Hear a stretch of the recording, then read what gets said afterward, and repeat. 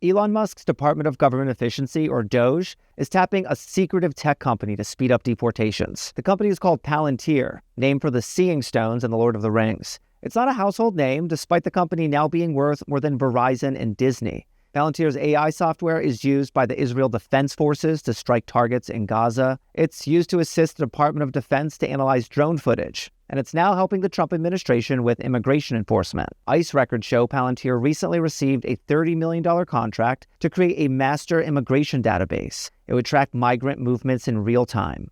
Palantir declined NPR's request for comment, but the company has justified its contracts in the past by saying it is nonpartisan, having worked across multiple administrations. Michael McGrath used to be the CEO of one of Palantir's competitors. He said it is true that both Democratic and Republican administrations have provided work to Palantir, since it has cemented a reputation in Washington for cutting-edge surveillance and data mining tech. They could pull together information from tax returns, employment information, their immigration status, how many children they have, whether their children are legal or illegal. That could be a big asset.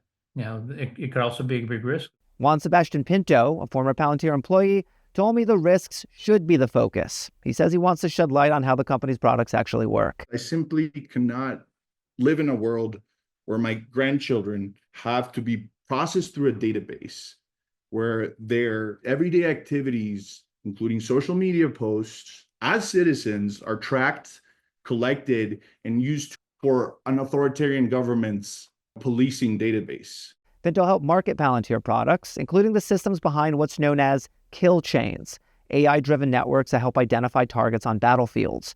He sold Palantir surveillance tools to governments.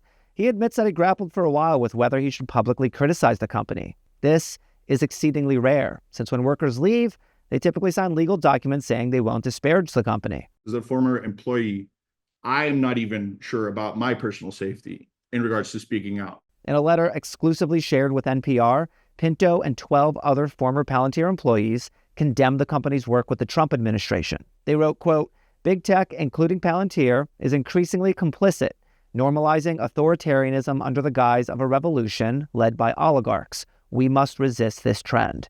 They say they wrote the letter with the aim of speaking out, quote, "while we still can." If you have information you want to share about how the government is using data, you can contact me on Signal.